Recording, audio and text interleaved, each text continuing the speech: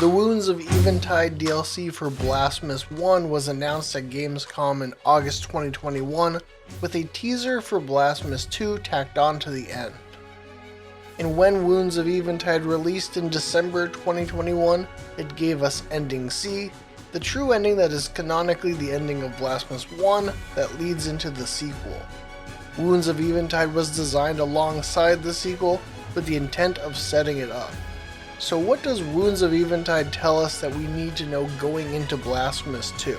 The story and lore of Blasphemous can be a bit opaque at times, but with the sequel coming out very soon, I thought it would make sense to explain some of the key information we learned in the DLC and speculate how it might tie into the sequel. Let's get into it. Before the Wounds of Eventide, the relationship between the Miracle and the High Wills was a bit murky. In the introductory cutscene of Blasphemous, we are told that the Miracle is the unknowable divine will that physically manifests the pains of the souls in the land of Custodia. It is all said to have started with the Twisted One, a young man who wished so hard to be punished for his guilt that roots and branches grew out of him and wrapped his body around the log on which he sat, called the First Miracle.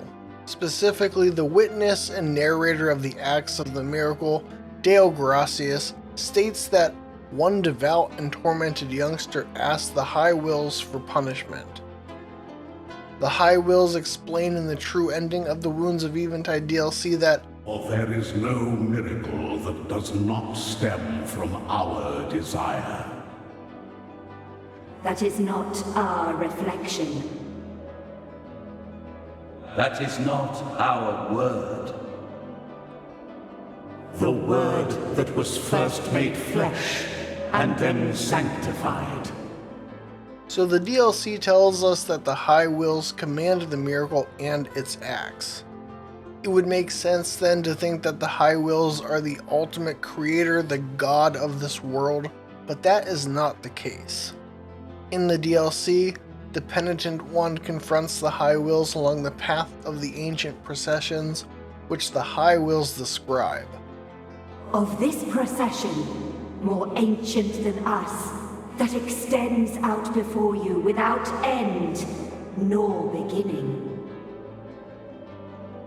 Of this brotherhood of grieving souls, held captive by their own condemnation and benediction. This is the path of the ancient processions, the kingdom that the miracle wove from threads of dreams. A domain where faith would unite in one single uninterrupted act of adoration. That would give us light and time. That would make us eternal. And higher reaching than the sky itself. There is a lot to unpack here. Firstly, we learn that the Miracle created this kingdom, and that the path of ancient processions is more ancient than the High Wills. This means that the Miracle is also older than the High Wills, telling us that the High Wills can't be the creator god of this world. So what are the High Wills then? Before getting into that question, I need to make sure that you'll be prepared for penance when Blasphemous 2 comes out. That's why this video is sponsored by HelloFresh. I don't know about you, but with all the games coming out this fall, the last thing I want to do is spend more time or money on meals than I have to. But I also want to still have quality food to keep me going. HelloFresh takes the hassle out of mealtime this fall by delivering pre-portioned ingredients and easy-to-prepare recipes right to your door, giving you more time to righteously smite the denizens of the Miracle. And HelloFresh is not just for dinner. They've got you covered for every mealtime occasion so that you can truly no-life it with Blasphemous 2, from the stir of dawn to Eventide, and vice versa. And with the possibility of a collector's edition or some sweet Blasphemous 2 merch, you want to be saving your tears of atonement. HelloFresh is cheaper than grocery shopping and 25% cheaper than takeout. So click the link below or go to hellofresh.com and use code POGHF112686 to get a special discount. We also learn from the High Will's dialogue that the miracle wove this place from the threads of dreams, a domain where faith would unite in one single, uninterrupted act of adoration, a domain of grieving souls held captive by their own condemnation and benediction. The path of ancient processions was created by people, by their wants and desires. Just as the miracle manifests the pains of people's souls, it created the path of ancient processions from the united faith of the custodians, an afterlife that would give them light and time and make them eternal. You might take exception to that last statement, arguing that the High Will stress us, indicating that it would make the High Wills eternal, and you'd also be right. It is not outright stated, so this is my theory, but it's one that I think agrees with everything we've been told, and that's that the High Wills are another manifestation of the miracle. Just as the domain is the collective faith of the custodians, the High Wills are the collective will of the custodians made flesh and sanctified. As previously discussed, the miracle is the divine will that manifests the pains of the soul of the custodians. And the High Wills state that there is no miracle that does not stem from our desire, that is not our reflection, that is not our word. If you will indulge a little speculation, I think that as religion in Custodia developed, it became more organized and codified, and the High Wills became a manifestation of the orthodoxy of their religion, a tulpa created from the strength of their beliefs. And as belief in this orthodoxy increased and the authority of the church increased, the power of the High Wills reflected that and manifested that as true. As the High Wills stated, the custodians are held captive by their own condemnation and benediction. But if you happen to disagree with this assertion, we can agree that the DLC tells us that the High Wills command the miracle, but that the miracle is a force that's older and exists beyond them. When the Penitent One and Chrysanta slay the High Wills, they exclaim that they will be leaving the miracle bereft. Killing the High Wills doesn't kill the miracle, it just leaves the miracle without High Wills and their orthodoxy commanding it.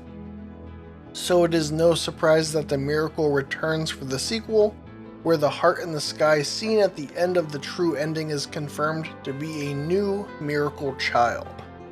Escribar referenced himself as the last son of the miracle, so seemingly this would be the first son of the miracle of a new era, like the father once was. It is unknown if there is a new equivalent to the High Wills manifested by the citizens of this land, but they have built a holy city reaching up toward the heart in the sky, which is a mighty big act of faith to be throwing toward the miracle, if you ask me. At the end of the Wounds of Eventide, the Penitent One dies.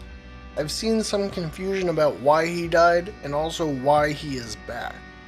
When the High Wills were killed, it seems that the acts of the miracle that they commanded were undone. This includes the Penitent One being alive. In the Kneeling Blasphemous comic, Chrysanta slays the Penitent One, saying that if he is truly chosen by the miracle that he will come back to life. And he does come back to life, as we see at the beginning of the game, as the miracle is guiding the Penitent One to defeat Escribar and end the stagnation of this era. So with the High Wills gone, the power that brought Penitente back to life is also gone. Likewise, this is why we see the Father as well as Mea Culpa fade away, as those were also acts commanded by the High Wills. So why is the Penitent One back in the sequel? I don't have as cut and dry of an answer here, but I have a couple of thoughts. One is that Penitente seems to be well revered in his resting place, with petrified people reaching out to him like a holy relic. Therefore, the current state of the world may have people praying for the Penitent One to save them, and the miracle has obliged. Because remember, the miracle doesn't really seem to have its own wants and needs. It manifests the desires of the people, so there is no contradiction in the miracle making a child in the sky as well as bringing the Penitent One back to life. The other thought I had is that at the end of the Wounds of Eventide, the last act of the High Wills is the Penitent One's eternal condemnation. In life and in death, in hunger and in thirst, in sleep and in wakefulness. Buried under layers of ash, the ash of your flesh, bones and sinew. Execrated in visage, forgotten in name, forever and ever. There is no penance that can exonerate this sin. It is the price to pay for the ultimate blasphemy. Hoo boy, they mad.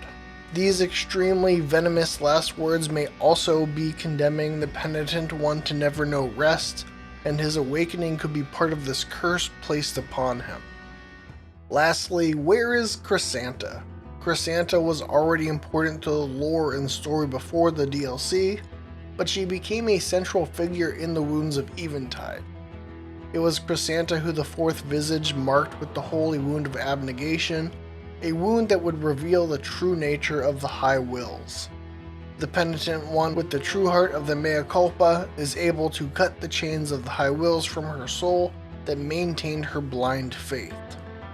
This lets her see them for what they are, and she is able to mark the Penitent One with this wound, allowing them to travel to the path of ancient processions and slay the High Wills. All of this could serve to bring a satisfactory end to Chrysanta's story, but it could also be hinting toward her continued presence in the sequel. There seems to be quite a time jump between games, and she is no longer protected by His Holiness, so she might be dead and gone, but anything is possible if you have enough faith. Even if she isn't featured, at the time of recording there is some yet unannounced Chrysanta related merch being hinted at, so there's always that to look forward to. And that's what I have for this video. Please give it a like if it helped clarify anything for you, or if you just enjoyed it. If you have any other questions about Wounds of Eventide or want to share your own speculation about the sequel, leave a comment. I am very excited to get into Blasphemous 2 later this month, and you can bet I will be making videos about it, so if you're looking for more Blasphemous and Blasphemous 2 content, please subscribe to the channel and make sure to turn notifications on. Thanks for watching.